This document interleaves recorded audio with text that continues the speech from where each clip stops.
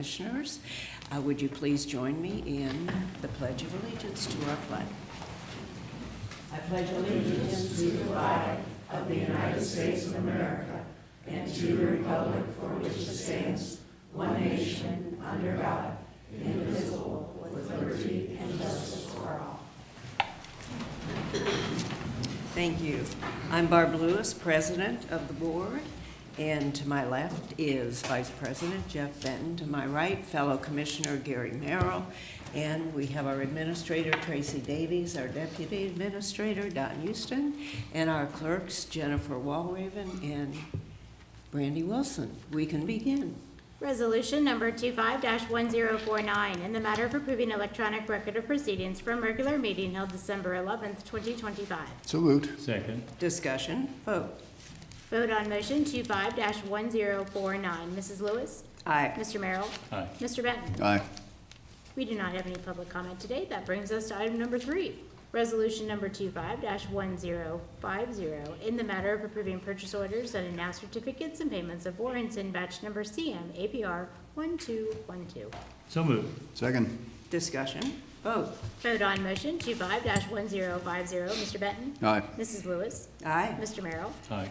Resolution number 25-1051, in the matter of a new liquor license request from Edna Nail Spa LLC and forwarding to the Ohio Division of Liquor Control with no objections and no request for a hearing. So moved. Second.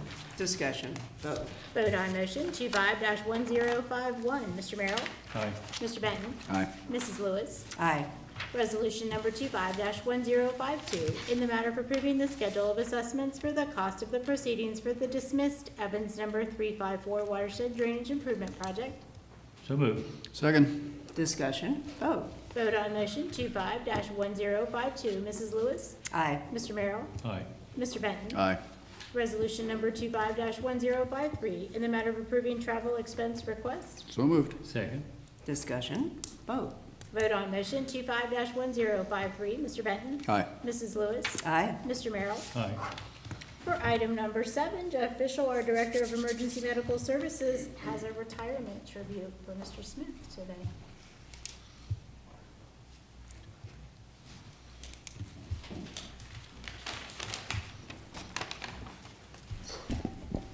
Morning, Commissioners. Jeff Fishel, Director of EMS, Delaware County. Today, I have the privilege of honoring Brian Smith on his retirement from Delaware County. If you'd like to come up, Brian.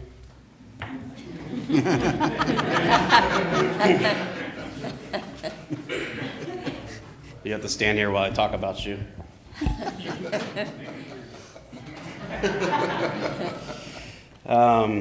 So, Brian, I will say, I think this is the most people I've seen come in for a retirement before. Yeah. So, congrats there. Well loved. Oh, I'm glad they're not the cops. So, the first date we have on record for Brian Smith starting at Delaware County EMS was October 24th, 2001.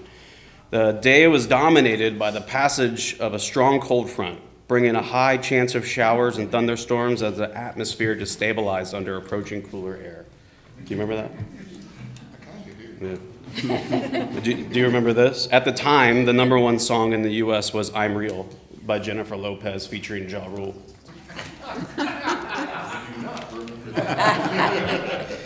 So the odds are that you heard it everywhere that morning, coming into work. So the #1 movie in the U.S. theaters that week was The Last Castle, starring Robert Redford and James Gandolfini. Just one day earlier, Apple unveiled the first generation iPod. You could have downloaded and listened to Unreal on it. Quietly changing music forever. Gas prices were a bargain by today's standards, averaging $1.35 per gallon nationwide. And far beyond Delaware County, NASA's Mars Odyssey successfully entered orbit around Mars, beginning a surface mission that would help map the planet and identify water ice beneath its surface. At the local level, the Delaware County Commissioners at that time were James Ward, Deborah Martin, and Donald Wartz. And on this day, October 24, 2001, it also became Brian Smith's first official date of employment with Delaware County EMS. Over the years, Brian worked at many stations, served under multiple chiefs, participated in numerous teams, and witnessed tremendous growth within the county. He ultimately finished his career at Medic 4 in Radnor, I've always enjoyed my station visits to Medic 4, and Brian was a big part of that. Very positive, warm, and inviting presence. Brian is absolutely someone who I can see provided constant calm and reassurance to the visitors and citizens of Delaware County, even in their worst and most stressful moments. If I was to call 911 to my home, I would be very happy to see Brian walk through the door. Brian is a veteran of the United States Navy. He's dedicated his career. It was actually Air Force. I heard groans back there. Whoops. So, rewind. He's a veteran of the Air Force. I should have left it a veteran. And has dedicated his career to service to the corrections, Delaware County EMS, and now finally retirement. We will greatly miss you, Brian. Please forgive my slight on the. So I told Brian he has to speak. So the mic is yours. Yes. Welcome, That's Brian. great. Thank you. Well, I'm just learning about this whole having to speak thing, so please bear with me. Okay, well, I will say it has been a pleasure and an experience to work here in Delaware County. As I get older, I'm 62 now, when people ask me advice or questions on things, it's common for me to say, well, all my opinions have an experience behind them.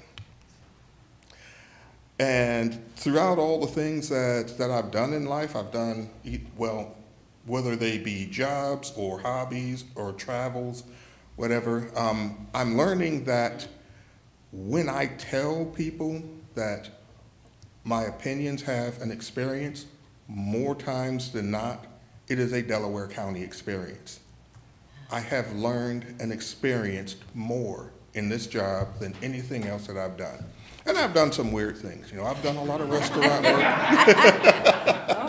You know, as it's been said, I was in the U.S. Air Force.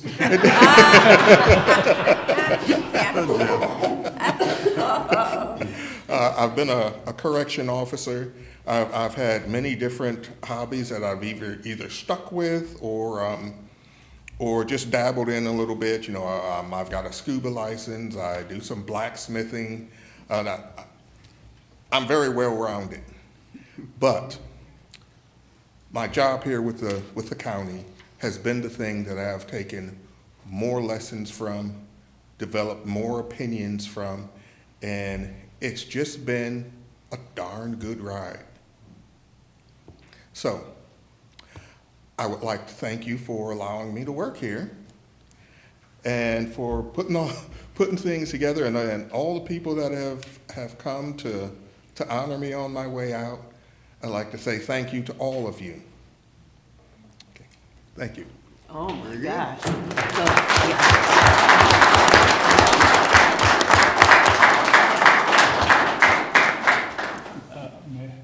Sure.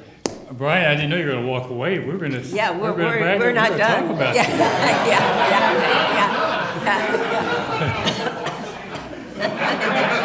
yeah. First of all, if Chief I'm Official sorry. cannot get your military service correct, I'm not sure he can accept or believe any of those dates he gave about what was occurring when you were hired. So I think everything is questionable. The dates were actually. I really loved your comment about all my opinions have an experience based behind them.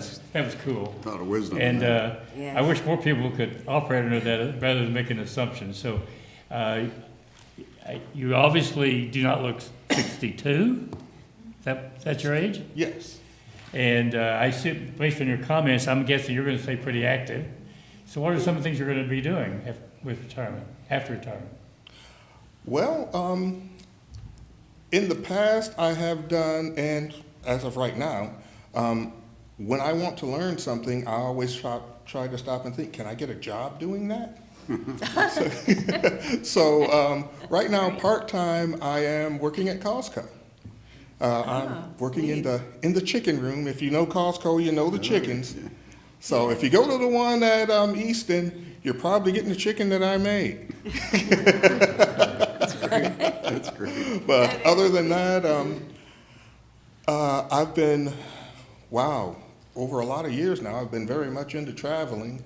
Over the last 6 years, I've been doing a lot of road trips here in America, and one of the things that I'm going to be doing is I have a van that I'm kind of fitting out to sort of as a camper so that I can just drive from place to place and stay in the van. You know, it's the whole van life thing. So that's my new adventure. Oh, Very good. my. But, you know, other than that, I have a house that I just, I've been in it less than a year now. So there's a lot of things there that I need to do. You know, I've got a garden going. I like to sit out and have campfires, things like that. And I've got 2 beautiful little granddaughters. So I will be spending a lot of time with them. Very good. Oh, that's great. Commissioner? Yeah, just first of all, thank you for 24 Yes. excellent years. I'm sure you've seen a lot of changes over those 24 years, a lot of growth. Which stations were you at, during your career? Oh, Did you move boy. around a lot? I moved around quite a bit. So you probably all the About stations. then. about the last, I'd say maybe 10 years I've been at Station 4. Okay. Okay. Great. Well, I want to thank you my dad was a fellow Air Force vet, definitely not Navy. Yeah, but no, I have great appreciation for Air Force and your service. Thank you for that. Thank you for being an outstanding EMS member for 24 years. Remarkable. So, thank you. I will add this, being a Texas Tech graduate kind of explains why I couldn't get the military ride, I think.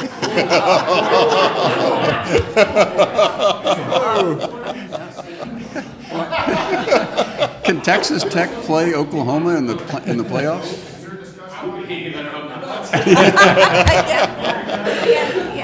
Yeah. Oh, gosh, I just want to thank great. you so much for your service. It's, you have had a stellar career and many careers, but you're not stopping. I mean, there is a lot ahead that you're going to be doing. That sounds fantastic. And we're very, very fortunate to have had you here for so long. And for your service, you have saved lives. You have saved lives. There's no question, and we really appreciate your service. I have to ask one question though. What are some of the favorite places that you visited? Okay. Within the United States or out, or? Oh well, any place. Yeah. Okay. Well, myself and my wife took a Mediterranean cruise about 7 years ago. Okay. And, growing up, when it came to Europe, I had 2 great things that I always wanted to see. The Leaning Tower and to take a gondola ride in Venice. And I got to do both of those things. So that was great. Stateside, wow, I've been to New Orleans, St. Louis, Nashville, Philadelphia, Salem, Massachusetts. I think that's about it so far. But one thing that I did was my lieutenant over here is a great. She's a seamstress that isn't working as a seamstress, and we took several stuffed animals, cut them apart, and sewed them together. There's a Tyrannosaurus Rex with a shark tail and an elephant's head on it. We call it Rodney. And every time I go somewhere, Rodney goes with me and gets pictures taken there. Oh, that's great. I knew there was something. Yeah, but there's a lot more. Oh my gosh. Well, you kind of need to know that I call myself a 62-year-old class clown.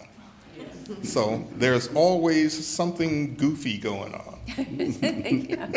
You said That's you fun. have had, you've done some, had some of your career, you said you had done some weird things? Maybe Well, that was, well, yeah. I'm trying to think here, okay, what can I actually say in public? I know, yeah. Yeah. If you'd rather take the fifth, that's okay, but, yeah. Well, I will do this. I'm gonna turn it around, just like when you meet people out there, the first thing they want to know is, oh, what's the worst thing you've ever done? So I'm gonna do what I do with that, and I'm gonna turn this around to the best thing that I've ever done as a paramedic was I got to deliver a baby on the side of the road. Oh, my gosh. That's the highlight of my career. It can't be topped. Oh, my gosh. That's Yeah. that's wonderful. Yeah. And we do have a proclamation that I'll read. Be it hereby known to all that Jeff Benton, Barb Lewis, and Gary Merrill, Commissioners of Delaware County, extend sincere congratulations to paramedic Brian Smith on his retirement after 25 years of public service with Delaware County Emergency Medical Services. And Commissioner Benton, Commissioner Lewis, and Commissioner Merrill congratulate Brian Smith, presented on this 15th day of November 2025 by order of the commissioners. And we certainly need to get a picture. And Brian, thank you so much.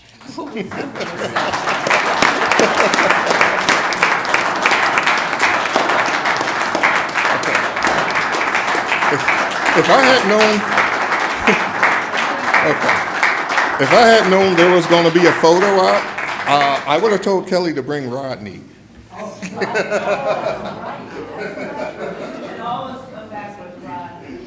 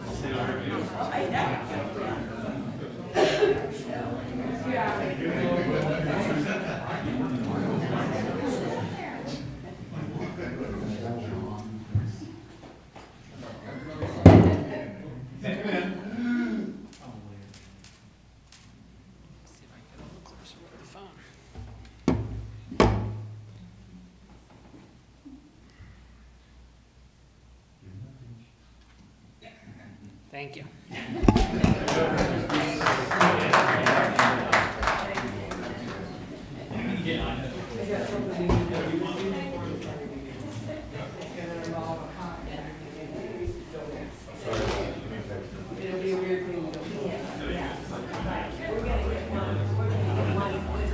Oh, I'm sorry.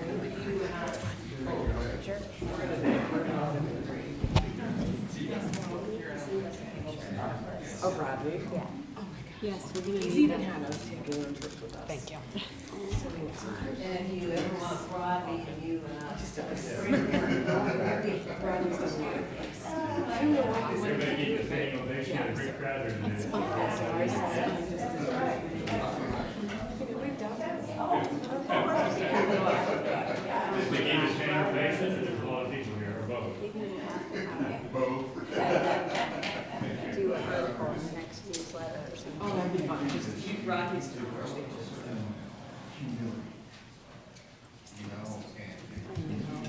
Yeah. We knew each other before we started here. We knew each other from Mount Carmel.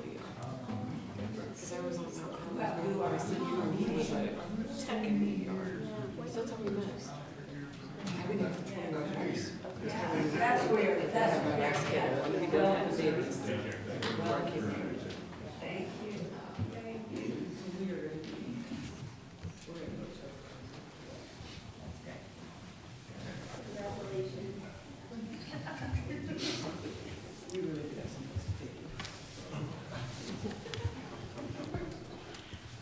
For item number 8 this morning, we have Andy Volnick, the Executive Director of Delaware County Transit Board. He has a year presentation for us. Welcome, Andy. Good morning, Commissioners. Thank you so much. Is this ready to go here? Forgive me. Should be ready to go.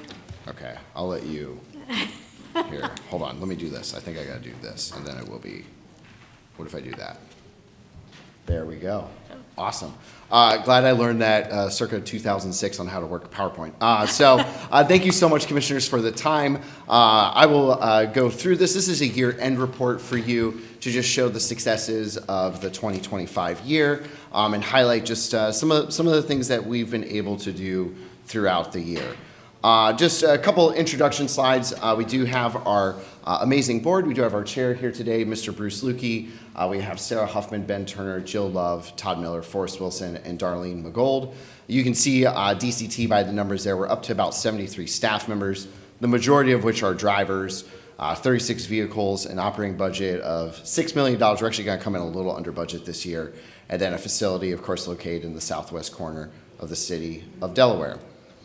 If you recall, we have our two core services, our Flex service, which is the microtransit service for the city of Delaware, city of Sunbury, village of Galena, and Berkshire Township, and then the county-wide demand response service. They're both versions of the same style of service, on demand. One is $2 one way, and you can utilize our app to schedule. The other one is on a more a tiered level service. It's more countywide, more medical trips, and that is more subsidies provided for those services. Excuse me. So just to kind of show the geography, those highlighted areas, those are our zones that we provide our Flex service. So you'll see the city of Delaware, the Sunbury-Galena zone, and then that kind of everything else that's kind of in that white gray area, that's our demand response. But just wanted to show the footprint of what those geographies look like. We started the city of Delaware Flex Zone in 2020. Sunbury and Galena was in October of 24, and demand response has been going for quite some time. So we have a software called Remix. It provides ridership data, so we're actually able to see where people are going to, where we're picking them up. So you'll see these dots kind of smattered all throughout the city of Delaware. What I want to do here was just show why this service works. Because again, if you look at other services, notably our friends down to the south at CODA or Licking County that run quote unquote fixed route service, right? A vehicle going up and down on a street on a scheduled time. Here in the city of Delaware and even in Sunbury/Galena, that's really hard to do because so many people live off of those main lines. And you'll see the ridership is all throughout the city. Any one of those single gray dots that you see, that's 1 to 3 trips provided. And then as the colors get deeper or more purple and the circles get larger, it's more trips throughout the area.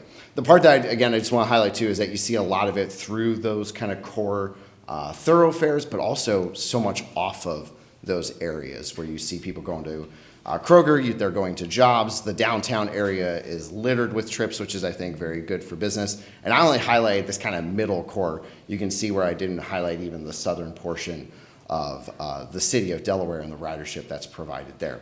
Sunbury, it's of course lighter, it's a smaller community, and that service is still relatively speaking new, but you can see where people are going for this, and the majority, 60% of the trips within the city of Sunbury are for work. So I did want to highlight that southern third. So we've been longing, since I started my time, we've been longingly looking towards the southern third to provide more service, and there's reason for that. The service that you see throughout the 23 corridor, the 750, the Players Parkway, and then the service in Powell and Sawmill Parkway, there's ridership there now. And that's with our demand response service, which again, you have to call the day before to get that service. But I just wanted to highlight that we see ridership all throughout the county. We see use of our service all throughout the county, which is really exciting. And you'll see one of my favorite stories is if you'll follow my instructions here on the map, you'll see a yellow dot just to the west of the Powell symbol there. That's actually an individual that works at Culver's. She rides there 3 days a week to go do her shifts at Culver's. Elderly lady who wants to continue working, and that's where she goes. So it's things like that that you start to see from the data, that people are using it for real purposes, to go make some money, to go spend some money. One of the stats that we're proud of to highlight is our average weekday daily ridership. So this is on any given day how often people are using our service. And it's a really great indicator on the level of service. So you'll see in January, we started our lowest month, and then throughout the year, it's increased. Year-to-date, our average is 720. And again, on any given day throughout the year, we would have performed 720 trips. Year-to-date average for Saturdays is 276. And then the year-over-year increase that we've seen on our average weekday daily ridership has increased 27%. You'll see the top 4 reasons on why people use our services is all of our services combined. You'll see 25% for employment, 19% for shopping, 70% for social, which that one's always a little bit hard to understand. What does that mean? The way I try to explain it is when me and my family, we use the service sometimes for First Friday, we're going out, that's a social trip, right? We're gonna go to a restaurant, we're gonna go enjoy the community. It's things like that where people are going to mingle within their community. That's the easiest way to understand that. And then medical is at 14%. So 75% of travel reasons are for direct economic impact like employment or shopping, and then those kind of indirect where it's social and medical. And then this is our yearly ridership. This is one of my favorite slides to just show is the yearly ridership increase. So in 2021, we performed just over 73,000 trips, and we've exponentially increased the service. We're this close. I'm really hoping that we're gonna do it, but we should perform over 200,000 trips this year. We did 154,000 last year. Commissioners, that's a 174% increase over that time period. I had the opportunity to present at our annual transit conference here in the state of Ohio. It was myself along with Greater Cleveland Regional Transit Authority, CODA, and then Cincinnati's transit agency. Only one agency could say that they had ridership growth of those 3, and that was Cincinnati, in which they quite rightfully bragged we performed 117% increase. I got up after the nice gentleman. I said, sir, his name was Steve. That's so great. You did 117. Just so I'm clear, we've done 174 in that same time period. It's always nice when you can brag to the large metros that you're doing better than them in a metric that truly shows use and demand and people wanting this service. Not only do we have those operational highlights, we've also received the State Auditor Award 3 years in a row. We will be visited by Scott Brown from Keith Faber's office on Wednesday, actually. And we bring in so much federal funding, state funding. We're competitive at the state level. We receive more federal funding because we provide more service. And then we've actually reduced the cost per trip because we've grabbed so much more ridership. When I started here in 22, it was roughly $37 per trip. It's now just above $29 per trip. And you can see the percentage decrease there.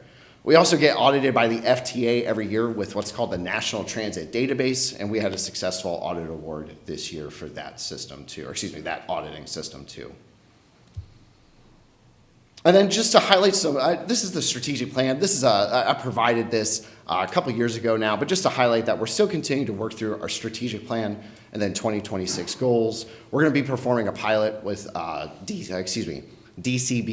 That's a lot of D's in there, forgive me. With a waiver pilot program for our friends in the developmental disabilities community. We're going to be looking to develop a new microtransit zone in Orange Township that was through workforce funding. And then we have other recommendations from our pending workforce transportation study, which will hopefully be approved on Wednesday at our board meeting that we're going to look to pursue through there. And then continue to develop this service for our growing county. With that, I'm open to any questions or comments. Wow. Yeah, maybe, thank you, Andy. Please. It's always, you do a great job of keeping us up to date, and congratulations on the progress. Bruce Lukey, thank you as well. I know we're Yes. looking at, implementing the strategic plan that was well thought out and well created. But I did want to, you didn't mention that you just got a national award. I did not. These slides had to be submitted prior to getting knowledge to that, sir. Yeah, So I know, I just got it last week, I think, but number 3 in the country. That's correct, in sir. In terms of transit system usage growth. yeah, Is that the right way to ridership look growth. at it? That's the metric. And the so- other 2 were train systems, as I understand. That's correct, sir. So to elaborate on that point, thank you so much, Commissioner Benton.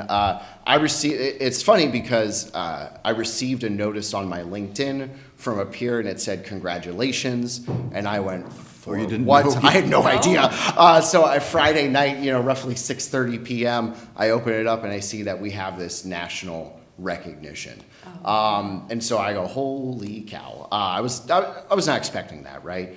So as I do some digging, it's through the American Public Transportation Association, or APTA, which is kind of the federal lobbying arm for transit. They do a lot of legislative work, meeting with the federal representatives. And they have these categories on ridership increase. There's less than 3 million trips, 3 million to 15, 15 to 50, and then 50 million trips and above. You'll be unsurprised that the 50 million trips and above was littered with East Coast agencies. But throughout those smaller riderships, there was a smattering of people throughout the country.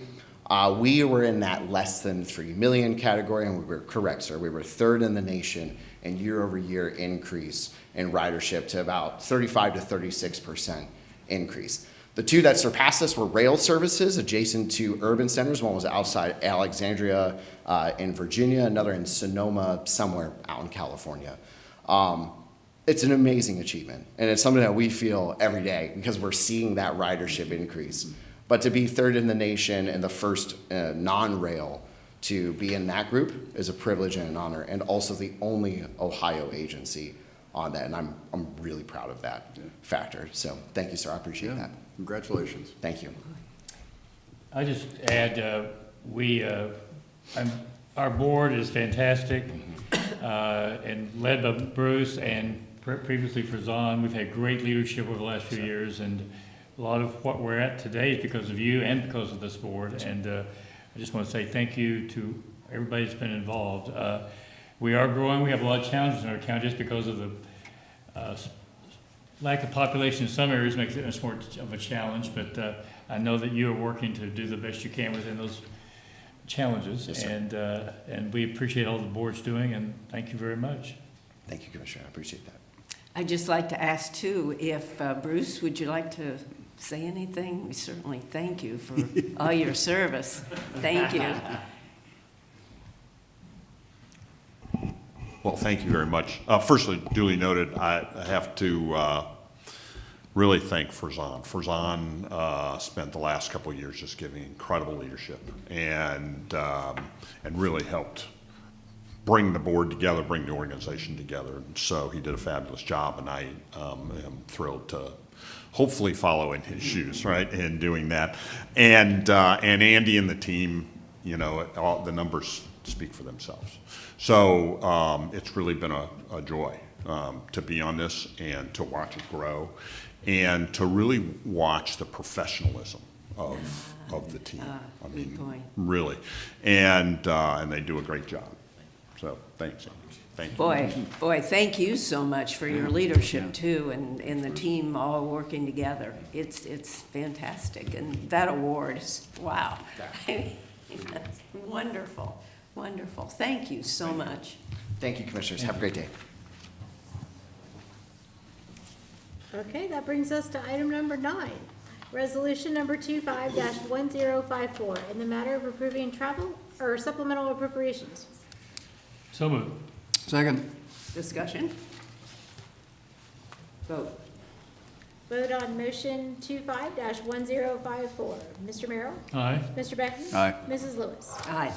Resolution number 25-1055, in the matter of approving an agreement with Pediatric Emergency Standards for the hand-heavy software. So moved. Second. Discussion. Good morning, Commissioners. Jeff Fischel, Director of EMS, Delaware County.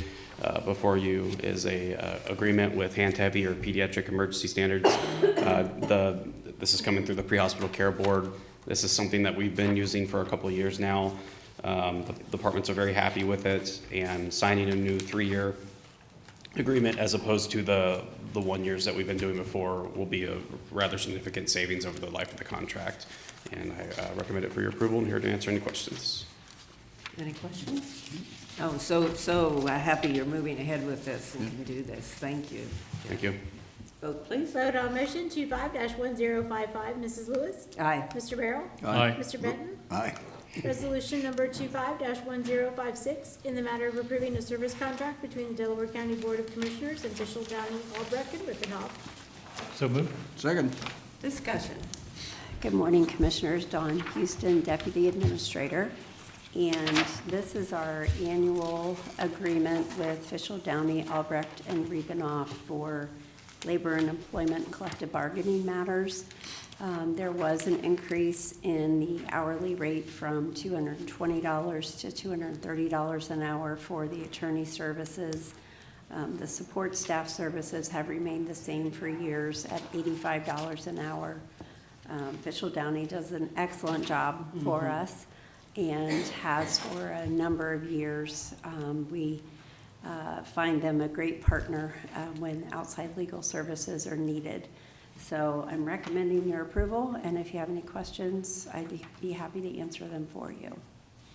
And maybe just a comment, I appreciate Don and I communicated last week about, this is another, don't do it very often, one of those agreements where we don't have a maximum amount. But I think it was Justin actually pulled together the history of the relationship, the hourly rates, the usage and so on by department, and it's very reasonable. Yes. I think this is a little unique in what It's it hard to represents, predict. so it's hard to put a limit on Yeah. it. When the need is there, Yes. it's there. Yeah. And they do a great job. We've been very fortunate to have him working and representing with us, so very, very good about it. I just want to add that too, that when we call, they're available. They're an excellent law firm, so I'm really glad that we can continue the relationship. Vote, please. Vote on motion 25-1056. Mr. Benton? Aye. Mrs. Lewis? Aye. Mr. Merrill? Aye. Resolution number 25-1057, in the matter of modification number 3 to the engineer services agreement with HDR Engineering Incorporated for Dell CR 124-8.52 Home Road Extension at Phase A. So moved. Second. Discussion. Good morning, Commissioners. Lee Bodnar with the Engineers Office. For your consideration, this resolution is for the final design engineering and of the Home Road extension and the bridge design in Orange Township. We plan to start this construction on the road portion of that project next summer, and that will run concurrently with the submissions to the railroad for their hopeful approval of the permits that they will issue. We're planning the project to be completed in 2028, but a lot depends upon the railroad in this regard. Unfortunately, we're at their whim. We have to construct the roadways and the abutments prior to their review of the bridge because it has to settle. And has to settle for a short period so that they can make adequate determinations. With that all in mind, we recommend your approval to move forward. Any, I had someone approach me the other day about how rough it is crossing that oh, track. I Yeah. explained to them that's the responsibility of the railroad, for whatever that's worth. And I don't know if they've reached out to you or your department or not, but it does get pretty rough. Not only that railroad track, but some of the others as well. oh, yeah.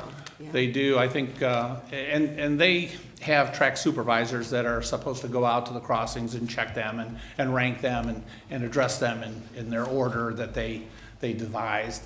Unfortunately, they, again, do what they choose to do, and we have very little input. We offer suggestions a lot. Many of the townships echo those as well, and the railroads do what they choose to do. It's their dime, and that's the way they run their business, Yeah. for better or worse. Yeah. Vote, please. Vote on motion 25-1057. Mr. Merrill? Aye. Mr. Benton? Aye. Mrs. Lewis? Aye.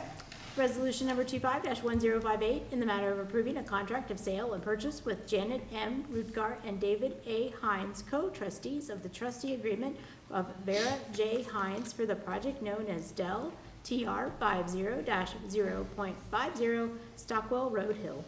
So moved. Second. Discussion.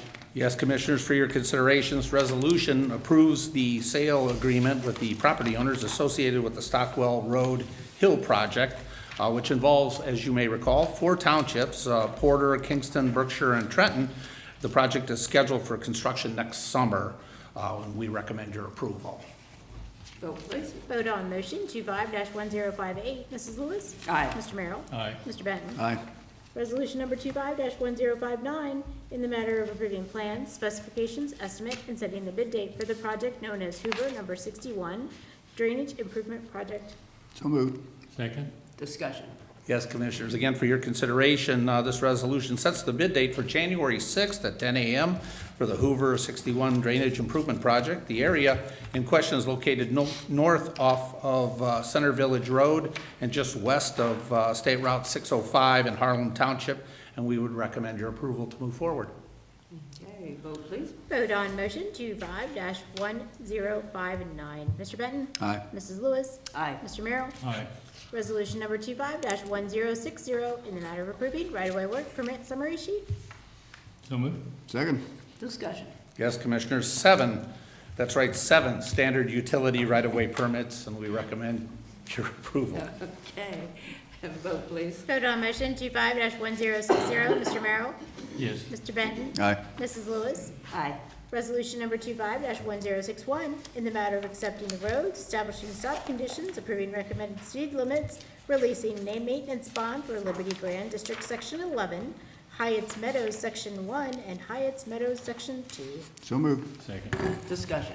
Yes, Commissioners, as you probably know, Liberty Grand, Section 11, totals 47 lots east of Stites Road and south of Hyatt's Road in Liberty Township, and Hyatt's Meadows, 1 and 2, total 49 lots north off of Hyatt's Road and just west of State Route 23 in Liberty Township. Liberty Grand includes 1.2 miles of new roadway, and Hyatt's Meadows, Sections 1 and 2, include a total of 1.18 miles of new roadway to be entered into our public highway system. Stop conditions are all established at the appropriate locations, and the speed limit will be set at 25 miles an hour. These 3 areas have been reviewed and inspected by all required agencies and parties, and we recommend your approval. Okay, vote please. Vote on motion 25-1061. Mrs. Lewis? Aye. Mr. Merrill? Aye. Mr. Benton? Aye. Thank you, Commissioners. Thank you. Resolution number 25-1062, in the matter of approving a public comment period and setting a public hearing for the 2025-2029 Consolidated Plan for the Community Development Block Grant Program. So moved. Second. Discussion. Good morning, Commissioners. Justin Navi, Director of Finance. This resolution, again, has been submitted to set the public comment period on a 5-year consolidated plan for the Irving County CDBG program. Also, it's going to set a public hearing date for January 12th at 10 a.m., and the purpose will be to review the plan and discuss priorities under the grant. Okay. Vote please. Vote on motion 25-1061. 62, sorry. Mr. Benton? Aye. Mrs. Lewis? Aye. Mr. Merrill? Aye. Great, thank you. Thank you. That brings us to administrator reports. Nothing today. Nothing, thank you. Oh, boy. I think it's, yes, I think it's Commissioner Benton. All right, we had the legislative update on Friday, where local community leaders get on a monthly generally call about just things going on at State House. Main topic was property tax, which is no surprise. Everything's kind of slowing down now. There's several bills on the governor's desk for signature involving some tweaks to property taxes, so we'll see where that goes, but that was really it. Delaware County Township Association dinner was Thursday. Thursday, And that's right. very well attended. It was. Yeah, all 3 of us were there, and it was just a very fun event. So kudos to them for putting that together and getting it going. I'll just add the township, the Heidi, who I think is the executive involved, Yeah. did an excellent job of talking about the property tax issue. It sounded like the same conversation we have at CCAO, Great, and great. it's something that needs to be addressed, hopefully in a positive manner, and I'll just leave it at that for today. Mission Court, I attended Friday. I always impressed when someone goes through that process and comes out the other end, hopefully with their life in better shape. And this gentleman also was working part of his community service that was at SOCANS, which is an organization that serves not only the veterans, but the disabled young people in our, and adults in our county as well. So it's a great organization. And the John Freeman breakfast was on Saturday, and I was there about 7:30. I got a text from Commissioner Benton, so I think you're there about 9 o'clock. It was an hour wait. Oh, I mean, it was crazy crowded. But So it's one Special of those event. things that happens once a year in our county, and we've talked about it before, and it just says a lot about Delaware County. And with that, I'm finished. And I was at the People in Need Holiday Clearinghouse. They served 700 families. It was an amazing event. In talking to Kathy Hoff, their executive director, I don't think they'd ever encountered, as far as weather, anything more challenging. I mean, she was describing how, they're getting everything in there, and the day before, and the snow, and then she said, I had to set my alarm for 5 a.m. then on that Sunday morning, because she didn't know whether the level 2 was going to be lifted. Right. Turned out it was lifted, but then she was going to have to cancel the whole thing. I mean, just the trauma, and I mean, Kathy is an amazing person. She handles it all so well, and it was very successful, and people, the families were. I didn't participate this year, but at home about 9 o'clock. I said, I wonder if, because everybody's assigned a time. That's to come right, in. that's right, And yes. people had the early times. Were they able to stay on schedule, or? They seemed, I mean, there were a lot of clients waiting, so I think they were. Good. Yeah, I asked, well, when's the last appointment? And she said 5:15. I thought, oh my gosh. So, but they're hard at work now on Monday at Penn. So back to work, and so, oh my gosh, kudos to you, to them, and thank you to all our hard-working engineers and sheriff, our EMS, our facilities, who really worked through this storm and provided the absolute emergency services that we also need. Clearing those roads, I mean, even coming up, I live in the southern part of the county, so coming up yesterday too, the roads were cleared, and it was really icy. And today too, patches of ice, but they did a great job. And I might add, it's not only the county roads, the township roads. The township roads and too. the city roads. That's right. When you're driving, you don't know when you leave a township or enter a Right. county, so everyone working together help keep our roads clear for the most part, and says a lot about our county once again. Right, it sure does. And, We do not have any need for executive Okay. session today, but we do have a hearing that we may start. So we can note the time at 10:23. okay. And I will read the welcoming remarks. Welcome to the first hearing for the consideration of the Homestead Lane North Watershed Drainage Improvement Petition. There's a sign-in sheet circulating, or has been circulated, for anyone who is in attendance, so we ask you to sign that. And I'll give a little review of what's going to happen today. We will hear a report from the county engineer and Soil and Water Conservation District. And there are copies available of the report. Following the presentation, there'll be time for questions from the board. After the board questions, the board will hear from any interested owners that wish to testify. And those speaking for or against the petition must be an owner as defined by section 6134.01 of the Ohio Revised Code. Before accepting testimony for or against the petition, the board will acknowledge receipt of any landowner written testimony before hearing the live testimony. We will first call all those wishing to testify in favor of the petition. We will then call all those wishing to testify in opposition to the petition. And before testifying, you'll be asked to take an oath. And after all those wishing to testify for or against the petition have been heard, there will be an opportunity for responsive or rebuttal testimony. The board will then close the public hearing after all testimony and evidence has been presented. After listening to testimony and the report of the engineer, the board will decide whether to proceed with the survey and design or to dismiss the petition.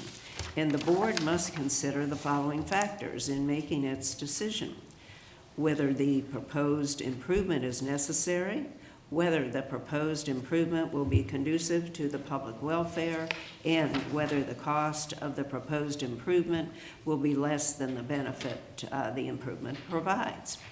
If the board proceeds with the petition, the Delaware County engineer will prepare plans, reports, and individual schedules of assessments for the project.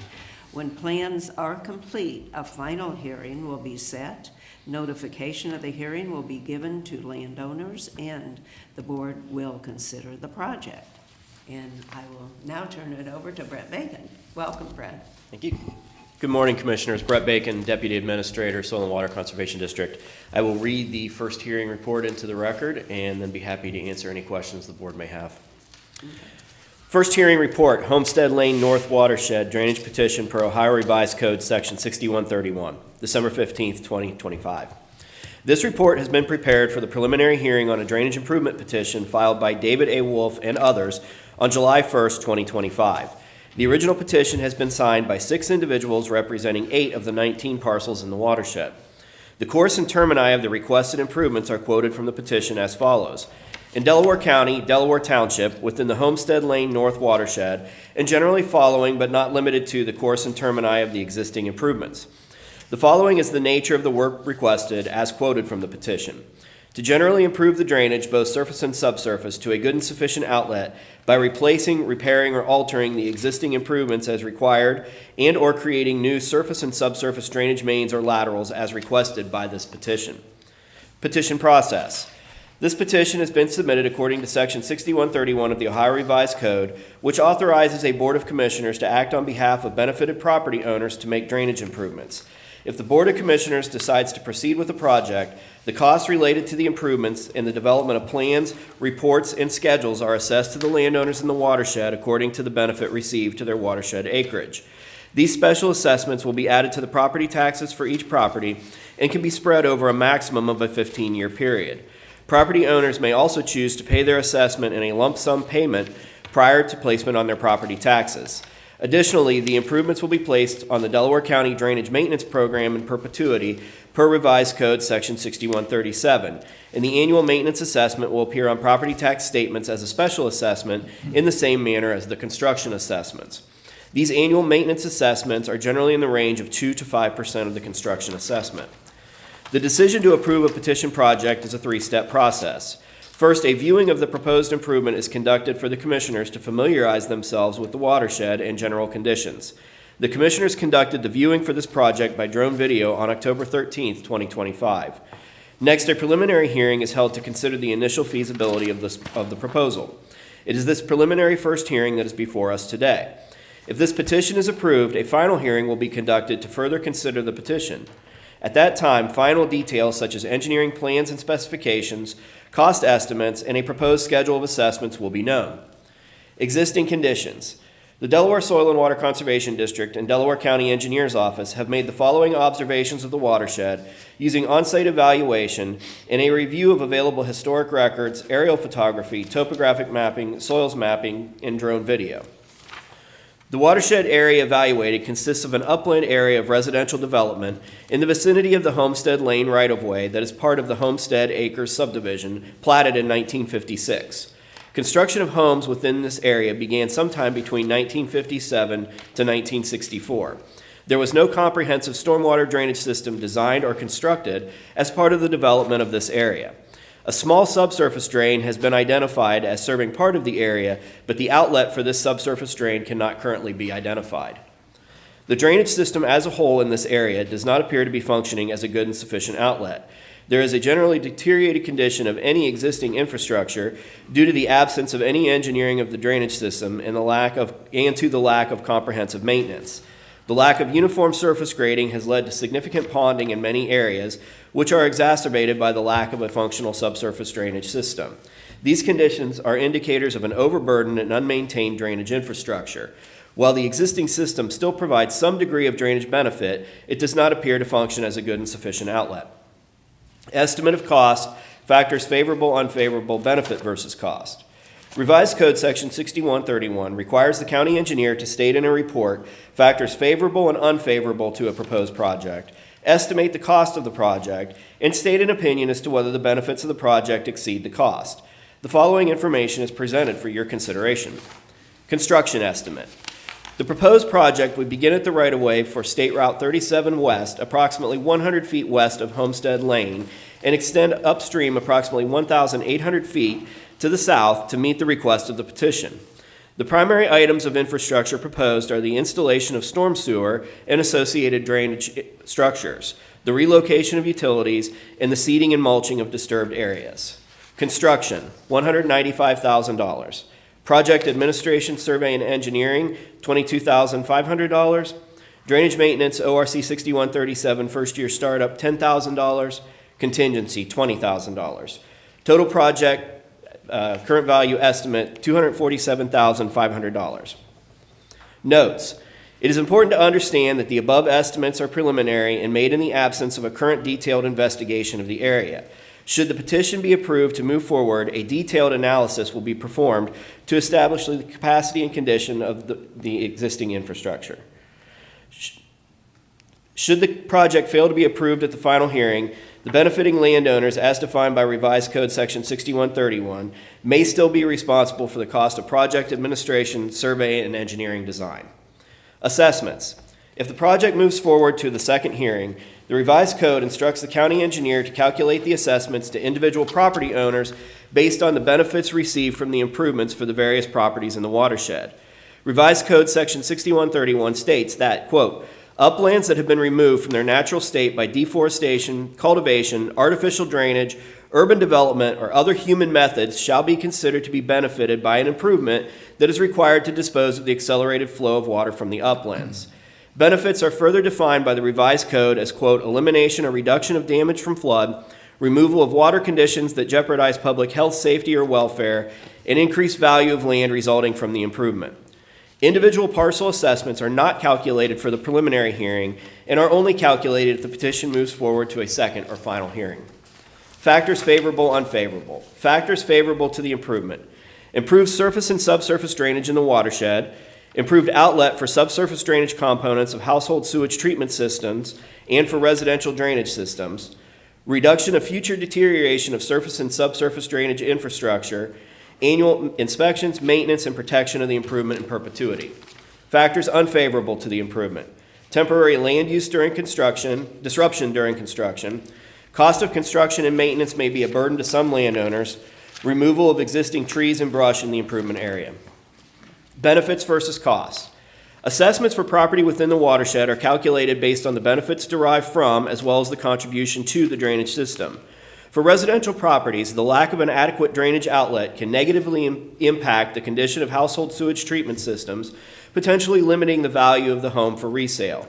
Should the existing system fail, the cost to perform repairs or construct an alternate sewage treatment system can range from the thousands to tens of thousands of dollars.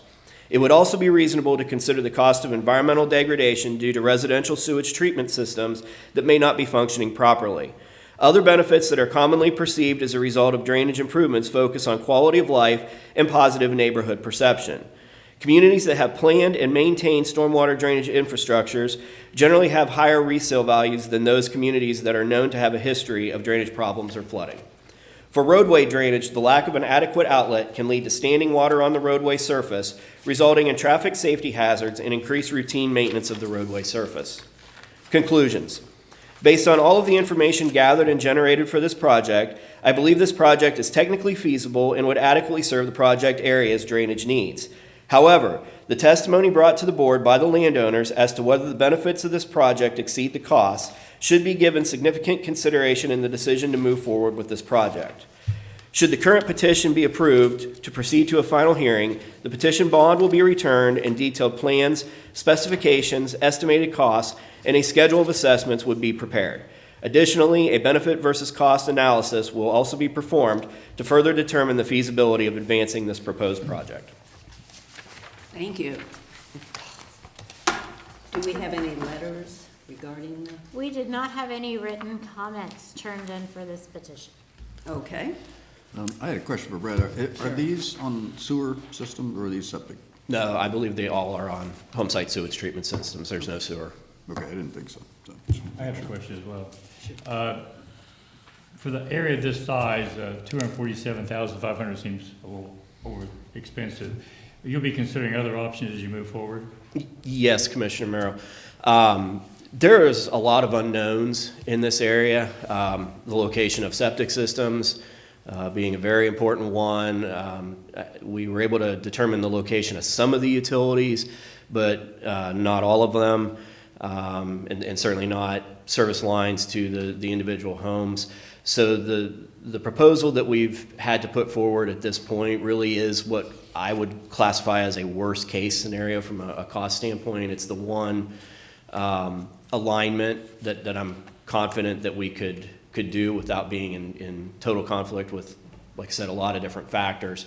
A lot of our projects, alignment is determined by topography. And I think there's some quirky things going on with topography in this area, but I'm more concerned about those other factors that will influence just where we can place the project. So the idea of looking at this and from an engineering standpoint as designing a subdivision drainage system, a true subdivision stormwater drainage system, is like I said, really that worst case scenario. And it's putting out that, I think this is the most this project would cost. There may be some other alternatives that as we, if the board directs us to proceed, that we would dive into and through survey and design and being able to get into those, I'll say the minutia of details that we just can't at this stage. We may very well identify a cheaper, better least cost solution than what we've been able to, I think about at this point. So I always approach a first hearing of assume the worst and hope for the best, because we don't have all that information.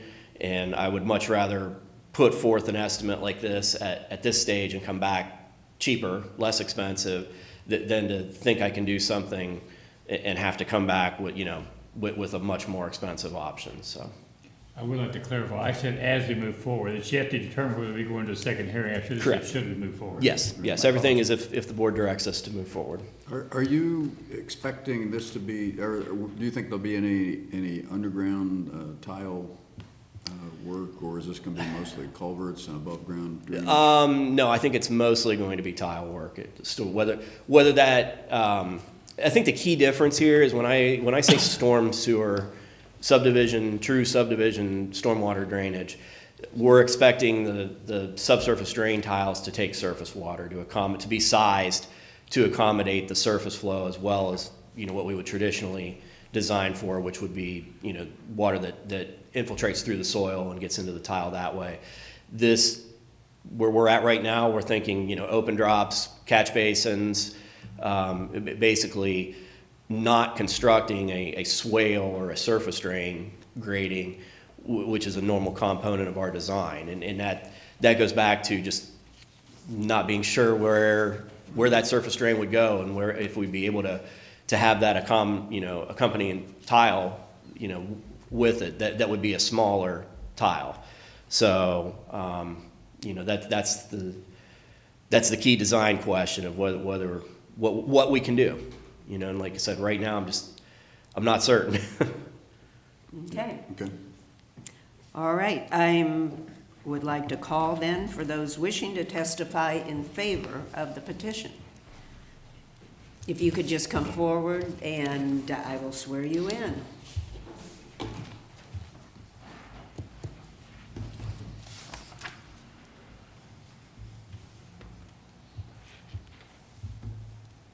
I'm just trying to pull up a copy of the map. Sure, no problem. Okay. Do you solemnly swear that the testimony you're about to give is the truth, the whole truth, and nothing but the truth, so help you God? I do.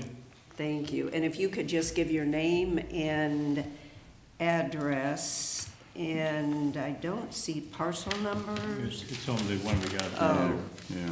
And yeah, your parcel I number is have also a map helpful. here that I've just put. I don't know my parcel number. Well, do you know Okay. which, your location on the map in front of Yes, I'm 81 Homestead Lane. Do you know which number you are on? I am 12, 14, I think it is, north, and then the next little 6 number north of Okay. that, those 3 parcels. Okay. All right, sir. Proceed. Again, my name is Dave Wolf. I'm the originator of this petition. I live at 81 Homestead Lane. Brett kind of touched on it. On my side of the road and my neighbors, 2 neighbors to the south, 1950s, they put in a clay tile that collects the water from our houses, directs it away from the pond, takes it across the street and down towards the Delaware Run. We don't even know where it empties. They supposedly redid some parts of it in the 1980s, but unfortunately they put clay back in. I've been out here 25 years. I've helped neighbors. We've fixed holes in it. It plugs up every year and a half to 2 years. We've had it jetted. The jetting, or the company that does the jetting for us, has told us it's getting to a point where they don't even think they can jet it to keep it flowing.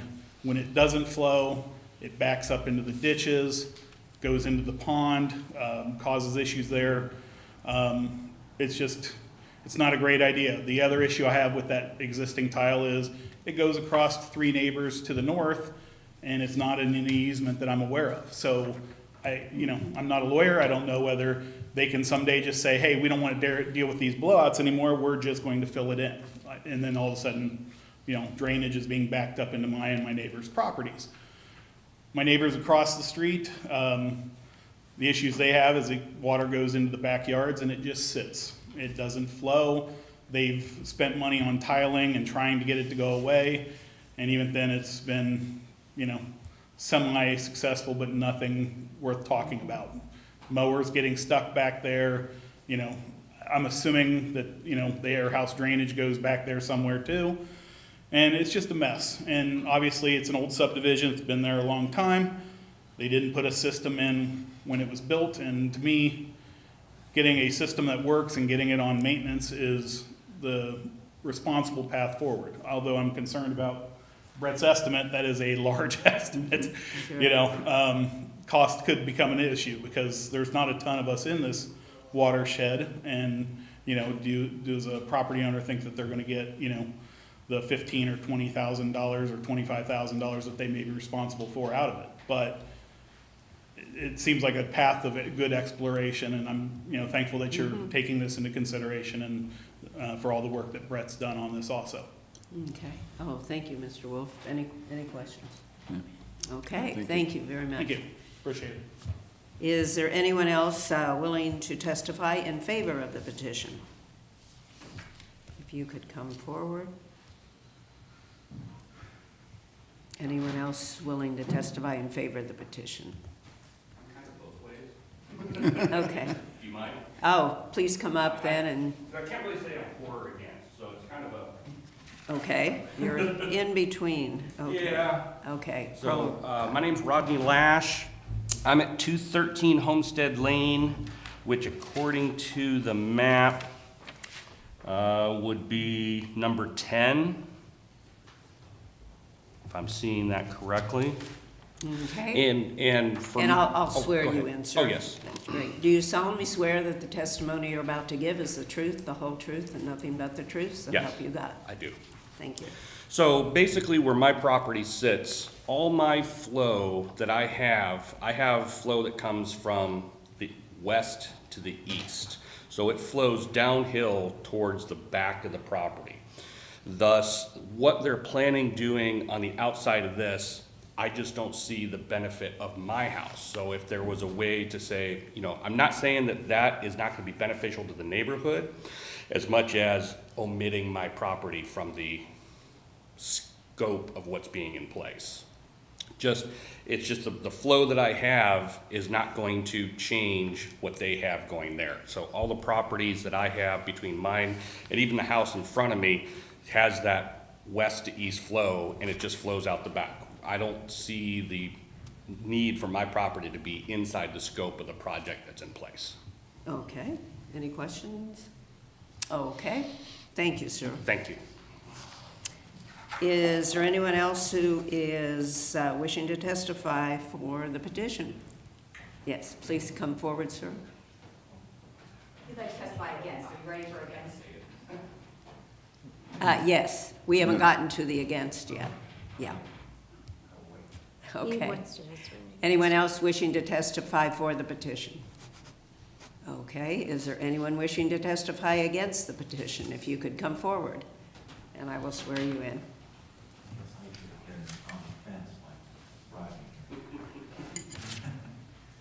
I don't know where we were supposed to put this paper in. My secretary. When we have hearings, we don't have people sign in for public comment because you're a landowner in the hearing. Oh, okay. You're good. Okay, I will ask you to take an oath. Okay. Do you solemnly swear that the testimony you're about to give is the truth, the whole truth, and nothing but the truth, so help you God? I do. And if you could give your name and address, if you Okay. know your parcel? I don't know the number, Okay. but I do know it according to the map. My name is Jim Brown, B-R-A-U-N. I'm at 180 Homestead Lane, and according to this map, I am parcel number 18. Okay. You said Jim Braun, B-R-A-U-N? Correct, and my Parcel wife, Ruth. 18? Yes. Could you just get as close to the mic as possible so we make sure we pick it up? My wife says I mumble, so I guess you agree with her. Yes, like I said, I don't know if I'm for or against. I believe this quite possibly could be a beneficial solution, but I have some concerns. My first concern is, does the solution actually address all the current and future development issues? There's a lot of development going in and around the homestead properties with new subdivisions and the like, and I am concerned that this may not be, while beneficial as an initial concept, it may not be a overall concept for the future developments of those things. For instance, my property is actually, the lowest point of my property is in the middle of my backyard. And if you look at the map on 18 and try to envision my property, it slopes from the road down towards the middle of my backyard, and from the back of my backyard where it tees into a backyard of section line, slopes again down to the middle of my backyard. All of my surface drainage basically goes northwest towards Section Line Road. It does not follow the perimeter of Homestead Lane. So while I agree that this may be a potentially good argument, I'm not sure how I would gain any benefit from this, because my low point, and trust me, Mr. Brett mentioned that you have to, I'm on one of the ancient septic system fields. My septic field, my house was built in 1961. We purchased it in 1982. We've been on that septic field ever since then. It may last 5 years from now. It may last 5 minutes from now. I really don't know. But the point is that I don't see how this plan would benefit my property unless I create a sump pump system to pump to this stormwater drain. My drainage ditch on the road is over 3 feet deep now. It never fills with water. No water ever goes north and flows down that. And I am technically the third house on the slope going downhill. There are 2 other houses, 240 and 220, which are higher than I am. And their water comes to my yard. and it comes to my yard, my middle of my backyard. And so I have to mitigate that drainage somehow. I created a drainage ditch all the way across my yard just to try to evacuate that, installed French drains in my backyard and around my building, and pipe tiles across the driveways to try to mitigate all of that. And it basically, in the event of a 100-year storm, which doesn't happen every 100 years, as we all know, it just is the potential of that storm happening. Delaware County can get over 5 to 7 inches of storm water.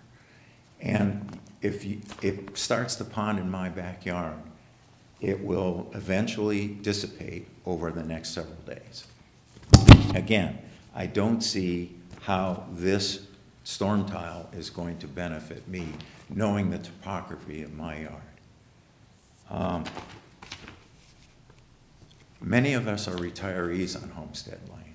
My second question is we're all on fixed incomes, and my financial director, who's sitting in the back of the room, runs a pretty tight ship. And I don't know how this cost will be manageable for people such as us.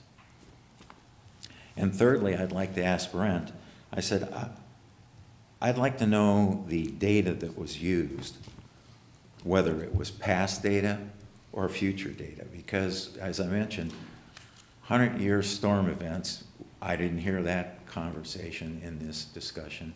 I heard the consistency of Delaware County soil, which is basically on the crap side, excuse my language.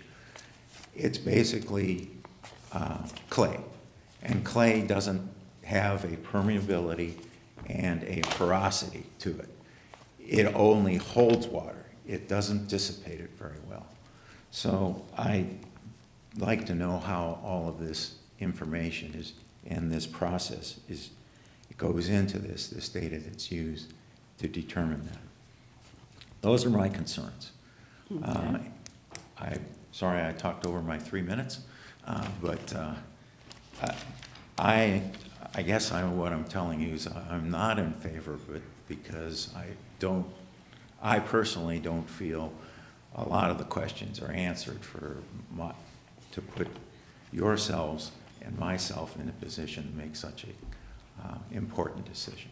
Do you have Okay. ponding on your Thank you. property? Do you I'm have sorry? water standing on your property? I do, only because my neighbor dumps it all in my yard, and I can't get rid of it fast enough because my other neighbor takes the approach of trying to prevent the flow going into his yard. So consequently, I'm the retention pond on the west side of the road. And I have to deal with that as best I can. That's why I put in French drains around all my buildings. That's why I've got a drainage ditch. And I'm only doing that to prevent my septic system from failing before I go, and my wife has to deal with it because she's already determined. I talked to my daughter. She says, once your dad goes, we're selling the place. Well, Okay, All right. thank you. Thank Thank you. you, sir. Brett, do you want to address just his question about the data yet? Maybe you don't have the data yet, I don't know. Yes, that's correct. We've done no engineering on this project yet, so you make a lot of assumptions at the first hearing, but the data that he's asking for just hasn't been generated yet. Yeah. Okay. Could Thank you That's- clarify, I think sometimes it's a misunderstanding. People sometimes think they're not part of the watershed or they shouldn't be affected by this. If their water is contributing to the problem, they are part of the. Yes, Yeah. that's correct. So anybody that would drain into or have use of an improvement has benefit from the improvement according to the revised code. I'll address the concern of the earlier gentleman that testified. If we were to determine as part of a final design for a project that a property is not draining into the improvement, they would simply be removed as a benefiting property. So that is something that happens in the survey and engineering phase of a project. A lot of the other concerns that I've heard are things that we just simply can't address until we would get into that level of detail that happens post this hearing if the board chooses to move forward and before we would return a detailed set of engineering plans back to you. And there was a concern about cost, which I asked you to address a while ago. Just as a reminder, it could come in less depending on what you've determined, if there is a move going forward. Correct, and you know, when we come back for a final hearing, if we move forward, every property will, as part of the notification and the schedule assessments that is generated for that final hearing, we'll know exactly what the proposed cost is for their property, and we'll have opportunity to offer testimony to the board once again prior to the project being approved as a final measure. And if the project is disapproved at the final hearing, then that assessment is, you know, there would be substantially less if the board would choose to assess the cost for engineering back to the watershed. Yeah, that was kind of, you touched on my question, that was that the watershed at this point, you've outlined in this, or in the material, is preliminary. Correct. And you could carve off pieces of lots or entire lots, Yeah. or add lots conceivably. You know. And I'll add on to that, Commissioner Benton. I mean, we always stress that the watershed is preliminary at the first hearing, and it can change. That has probably never been more true than for this project, just simply because of all those unknowns that I've already touched on. Right. Yeah, that was Okay. my concern. Thank you. Thank you. Is there anyone else wishing to testify against the petition? Anyone else wishing to testify against the petition? Okay. I would ask that, may I make comments? Sure. Based on what I've heard today, I do think there's need to move from the first to the second hearing. And I think it's based on the proposed improvement is necessary based on what we've heard. That's yet to be determined, but based on what we've heard today, and the proposed improvement will be conducive to public welfare. And as far as the cost, that's yet to be determined. And what I heard from Soil and Water was that we're going to look at all the options to determine what's necessary. And with that comment, I would ask that we read. Sure. Let me just close the public hearing. We will note the time as 10:57, that there's no more public comment. Okay, excuse me. And then I ask Commissioner. that we read the resolution to continue to a second hearing. Resolution number 25-1063, in the matter of proceeding with the project survey and design for the Homestead Lane North Watershed Drainage Improvement petitioned by David A. Wolf and others. So moved. I'll second that. Discussion. Just reiterate what I've already said, Sure. so I won't Sure. repeat it. Yeah, I would echo that. I think it's worthy of going to the second hearing. You know, we'll further evaluate those conditions. Right. And obviously, the cost will be a consideration for Yeah. this board, and as we evaluate it, so this is what my interpretation, what I heard today, this is a worst-case scenario, and we're hoping for much better, so, and that's what we're gonna find out between now and the second hearing, so. Sure. I agree. Brett has made that clear. Very difficult. So there's enough out there, though, enough problems. We need to proceed to the second hearing. Go ahead. Vote on motion 25-1063. Mr. Merrill? Aye. Mr. Benton? Aye. Mrs. Lewis? Aye. Any other business? And we are adjourned Okay. because we have no more business coming for us. Thank you.